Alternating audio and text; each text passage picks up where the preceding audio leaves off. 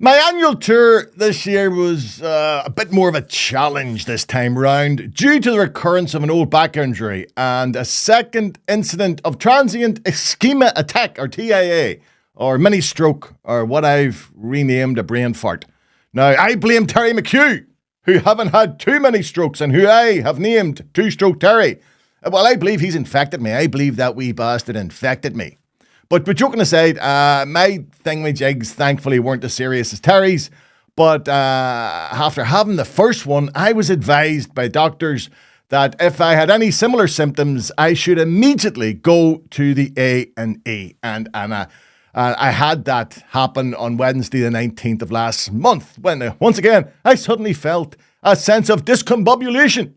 I knew it was time to head for the emergency department.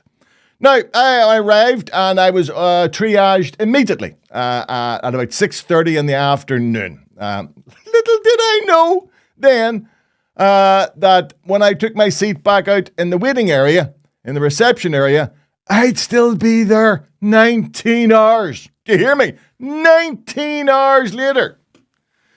Now, I've been one of those people who's regularly pointed out that our health workers are in no way to blame. And I continue to hold that opinion. Indeed, I wonder how they cope, having seen up close what they face on a day-to-day basis.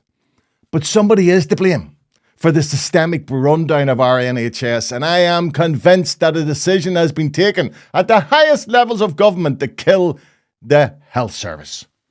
Now, from the disaster of the Thatcher administration up until today, our NHS has been underfunded to a point where people now face the stark choice of either paying for healthcare or joining a waiting list, a never-ending waiting list for treatment.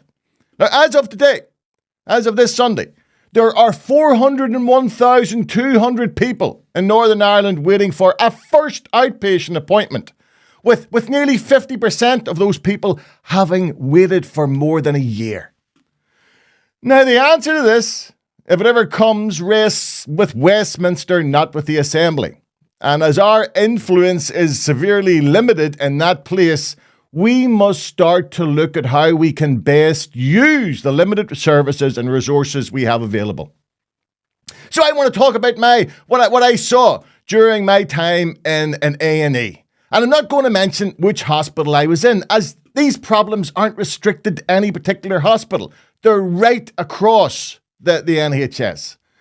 Now, there is no doubt that our A&E departments have become a pinch point in the delivery of timely healthcare, and many factors contribute to that reality. The rundown of other social care services have had a domino effect, resulting in our A&E departments being swamped by people who simply shouldn't be there. The difficulties patients experience in seeing their GPs has led many to misuse A&E departments as their first port of call when seeking medical help. What I also observed during the 19 hours was how the closing of services such as the Welcome Centre in Belfast, which deals with the homeless, has resulted in rough sleepers now using A&E departments as a warm place to spend the night. And our lack of a safe consumption room for drug users means many now use A&E departments as a safe place to inject, knowing that if they overdose, medical care is immediately available. I saw syringes in the toilet when I was there and the night I was there, and this is not unusual.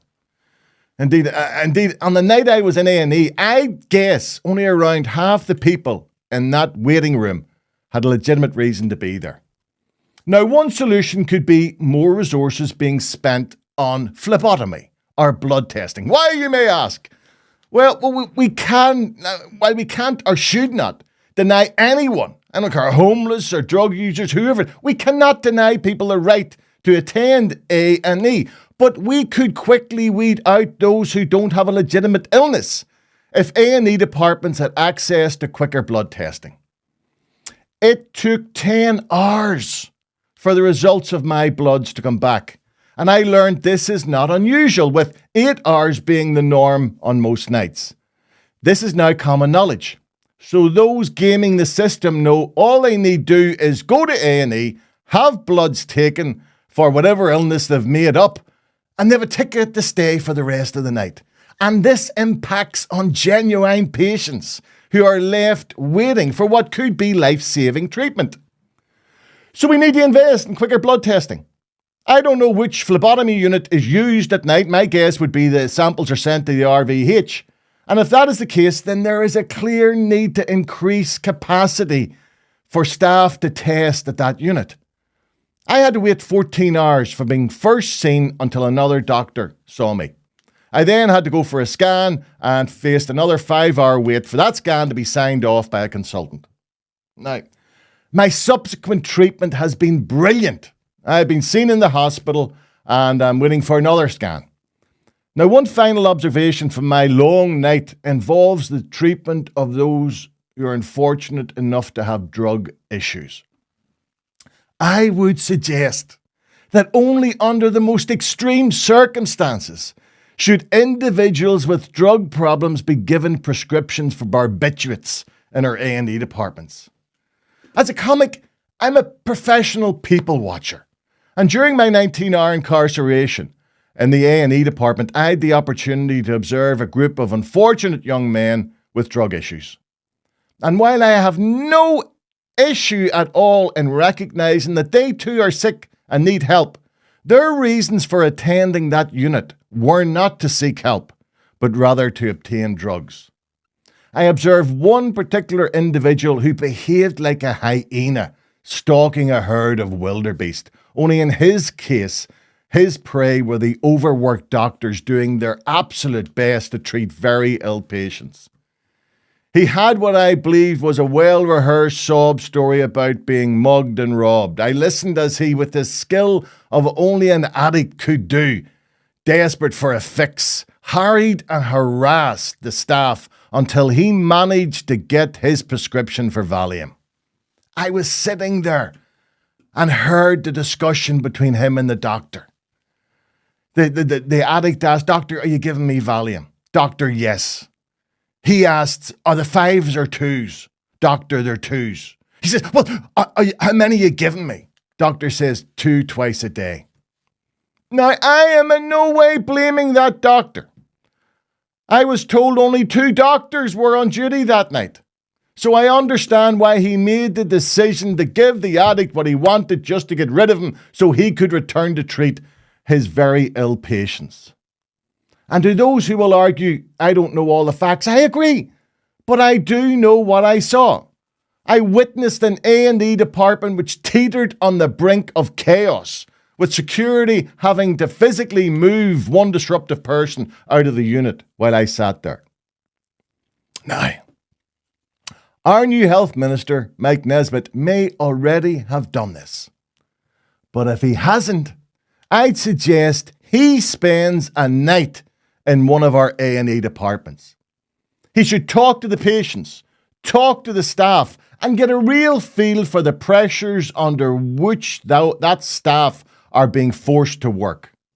And I'm not expecting miracles, but I do believe if we shorten the time it takes for blood tests, then that alone could have a real impact on waiting times and act as a way to filter out those with no genuine reasons to be in the A&E departments. In conclusion, I have to admit to being more than a little pissed about our health service.